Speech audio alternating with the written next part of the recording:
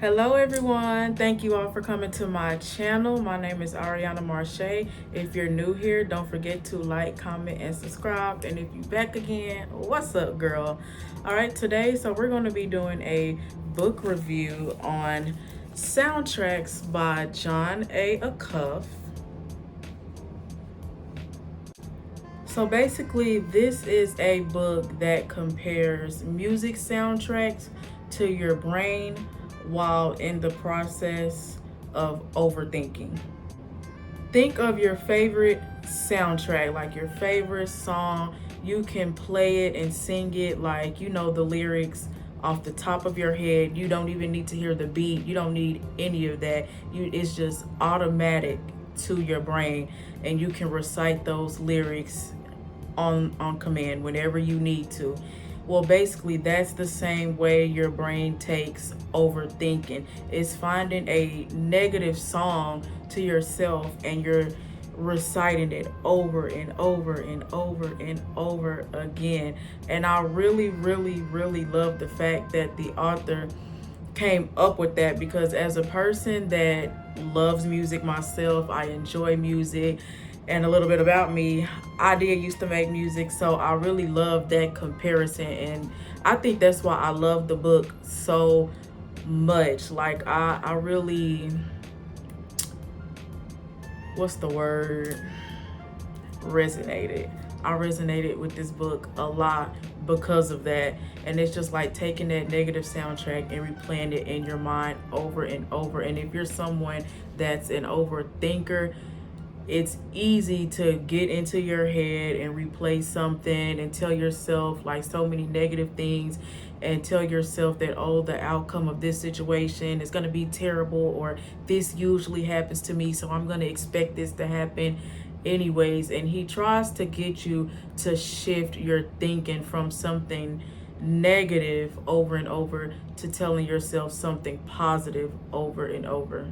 In one chapter, the author goes on to speak about how a broken soundtrack is very persuasive, because once it's played once, it's easier to get it inside your brain and actually believe those thoughts, because the brain is already wired to look for experiences as to what you already believe. And one of those soundtracks is prejudging ourselves. Like whenever we have an idea or a business that we want to get off the ground, or just something that we just simply want to try, or even learn a new skill, we always prejudge ourselves and think that, oh, it'll be corny, or I may not be good enough, or what if I fail at it, or what will others think about me doing this, or if old high school friend will run into me doing this one day, like what will they think?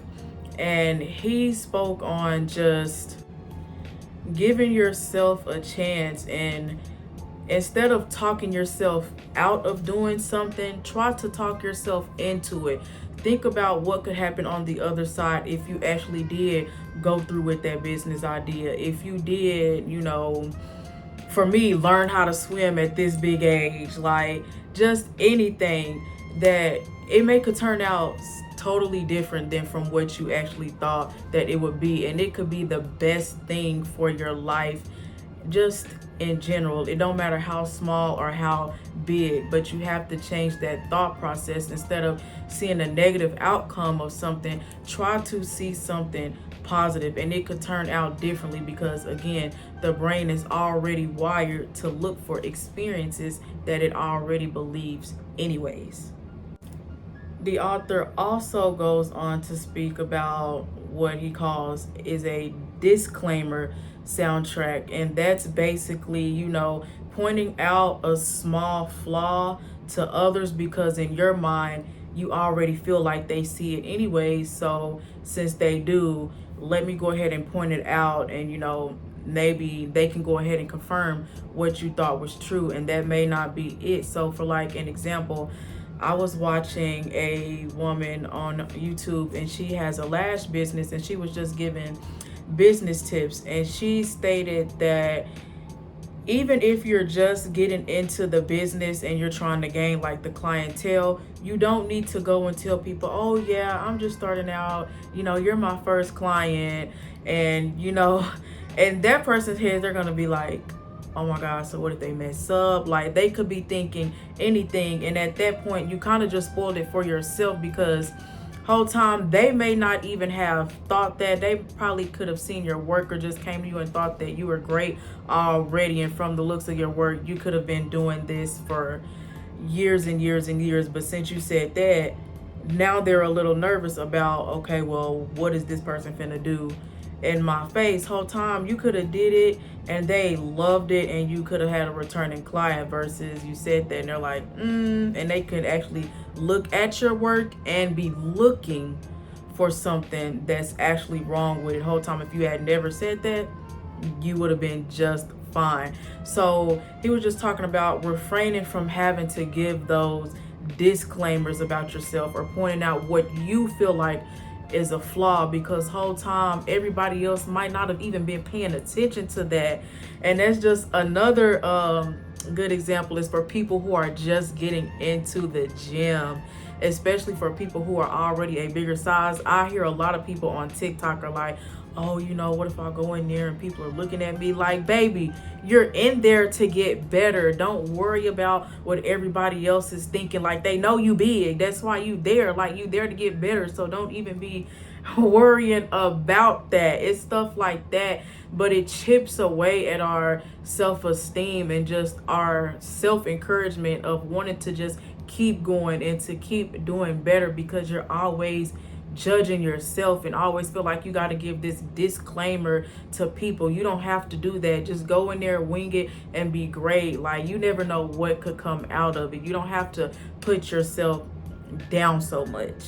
And I really love that the author spoke about that, because I feel like that's something that we all have done before. Or like people who are public speakers, they always, well, you know, I just kind of had put this together. They don't need to know that, baby. Just go in there, speak, and do your thing. So my advice to everybody is just show up and be the best you that you can. Later on in the book, the author also goes to speak on the soundtrack of what he calls Pivot, Don't Panic. And that was basically where life may throw you curveballs and it may kind of discourage you from a plan, but instead of like overthinking and sitting around and getting down about it, just find another way to sidestep it. Just because your plan A didn't work does not mean that the whole goal overall was not for you. You know, you just have to find something else and keep going. Just keep moving. So that one was more so just on encouragement rather than overthinking. But discouragement can lead to a lot of overthinking, because it'll slowly chip away at, you know, for one, your self-esteem, but just also just feeling like you can get anything accomplished in general. Because after so many losses and so many hits and stuff failing or is getting started up but not being able to see it all the way through, it can make you feel away and very discouraged. And he just talks about, you know, just pivot from that. If that didn't work, okay, just try to find something else to do. Find another way for it to work. And there was this live that I was watching on TikTok where the guy was just basically talking about that exact same thing, which is, you know, I'm not gonna say coincidental, but for lack of better terms, coincidental.